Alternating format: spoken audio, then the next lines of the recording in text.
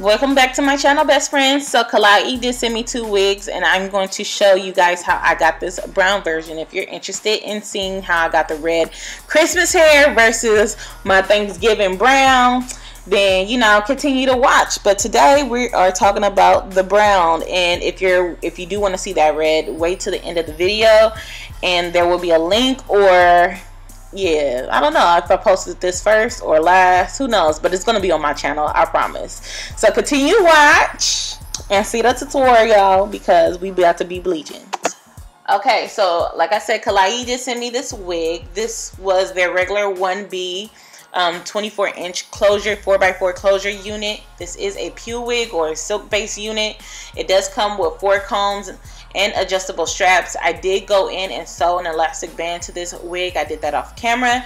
So in order to achieve this color, we are going to have to lift this hair color. Okay, so right here I'm just showing you what the cap construction looks like. I am a size 22.5, 23 in head size circumference, so if you're around that size, you could definitely fit this wig. So this is the key to bucket bleaching, because this is what this video is about. Like, I've tried this before and I'm very amused with bucket bleaching because bleaching can take forever.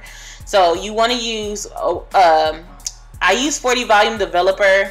I would suggest do 30, but Sally's only have 40 volume in stock, so I bought that. So I am going to use a bottle of 40 volume and 6 scoops of quick blue. All right, this is clear liquid developer. It looks like water. It's not water. It's clear developer, and clear developer is a looser texture, so it's easier for you to massage the mixture into your hair versus you using cream. So if you're going to do this method, I would say do this method with clear developer, not cream. Cream is going to make your bleach consistency thick. Clear developer is going to make it more on a runny side, okay, because it's on a liquidy texture, not a cream again. So I'm going to mix my mixture up, and I'm gonna make sure all the bleach is mixed in with the clear developer, and all I'm gonna do is just take my wig and just massage the bleach all into the wig. You want to make sure you are parting that wig, getting the insides, getting the middles, to make sure everything is going to be bleaching evenly. Because this is 40 volume developer, it is going to get hot, so you want to make sure you have your gloves on so you won't get chemical burns with this, and you just want to be fast and hurry up and massage the bleach into the hair. I wouldn't suggest doing this with highlights. I would not suggest doing this if you could do this if you want ombre, but it's going to look kind of like blotchy.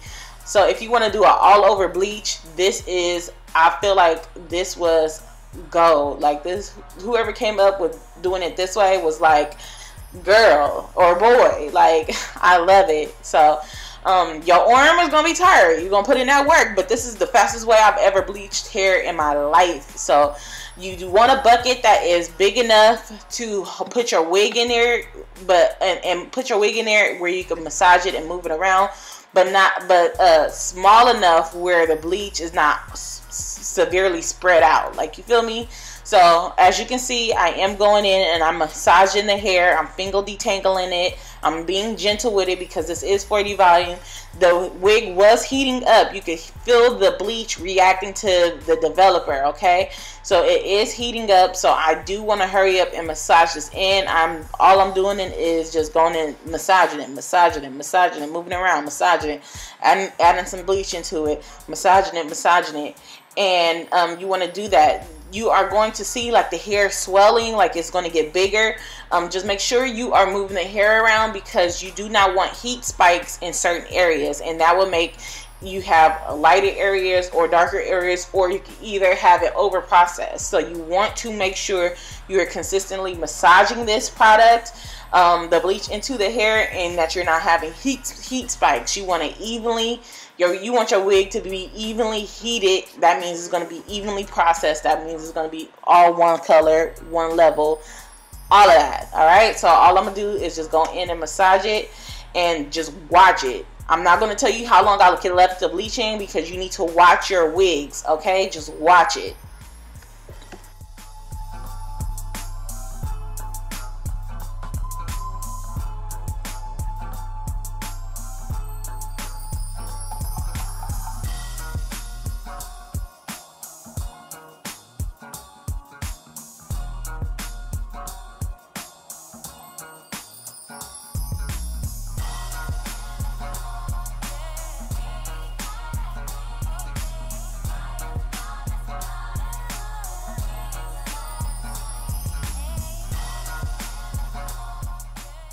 Okay, so after it's been processing, this is the color that it turned into. Now, if you want your hair lighter than this, I would say do two of these sessions like this. You want to wash it, let it air dry, and then do it again. All right, but this is light enough for the color that I'm going for because we're staying in the brown family. If you want something lighter, then go ahead and bleach it again. So it's time to wash it and deep condition it. You do not have to tone it because we're going to put a brown, orangey red on top. So after we washed it out, we're going to go into watercoloring because we want to make this as easy as possible. I am going to use honey brown, cinnamon, and crimson. All right, I'm going to do a half a bottle of honey brown, a half a bottle of cinnamon, and a quarter of crimson because crimson is the dominant color. It's the strongest color, and you want to not put so much in there unless you want like a reddish brown hair color, and I didn't want that. I wanted to keep it in like the orangey brown family, but I wanted to have a hint of like warmth in there, if you feel me. So I am going to add the colors in there, and I'm going to mix it thoroughly. This is hot tap water. I did not boil my water. I do not boil my water because this is processed hair. I do not want to process it even more, and depending on the temperature of your water, you will be processing your hair, and hot water will shrink your cap. So that's a fact because it happened to me, and that's just, you want to be careful when you're processing bleached hair or like 613 hair because you can't over process it if the temperature is too hot. So I left the wig sitting in there for about 5 minutes. I took it out just to make sure that it was colored, and it was. So I am going to go in and rinse off the residual colors, and I am going to deep condition my hair with silicone mix. I'll have all of that listed down below in the description box. That's my favorite deep conditioner ever, and I am going to go ahead and install this unit. All right, so like I told you guys before, I did install an elastic band. This is the color of the wig and how it came out, which is so perfect for Thanksgiving. Oh my God, this is just giving me Thanksgiving vibes, and I didn't notice this until I actually finished making both of the wigs.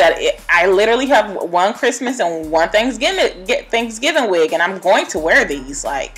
So I am just going to go ahead and cut off the lace and install this wig on me. This is going to be a glueless wig, so I am not going to be using any type of adhesive to secure this wig onto my head. The elastic band will do its job for me. It will not move, and it's just going to be what it is. So because this is a Pew wig and it only has a 1/2 inch of parting space and a 1/2 inch of hairline space, you do not get enough room to customize your hairline, which I just despise. Oh my God, I just want them to give us a little bit more area so we could pluck it and make it look a little bit more natural than a straight across hairline.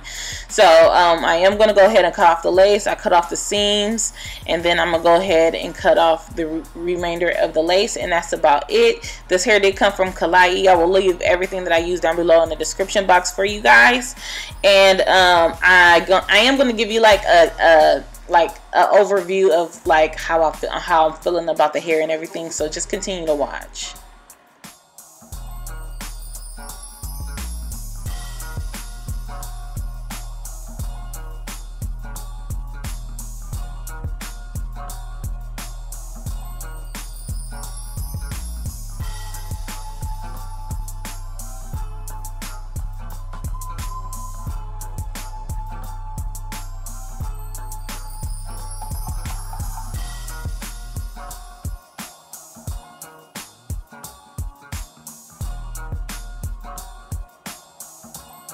Alright you guys, so this is the final look of this wig.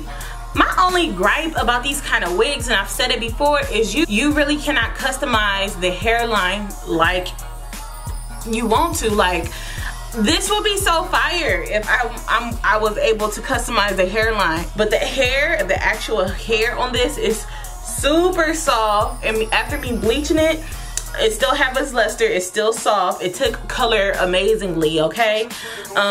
It's not dry. It kept its moisture, but remember, I always use silicone mix to condition my wigs, and that is it. But you can see how much luster it has right here. So I am very you know, pleased with how this hair reacted to bleach. This is not my first time working with the company Klayi. I've worked with this company a couple of times prior to that. Okay, you guys, so I'll make sure that I leave everything that I use down below in the description box for you guys.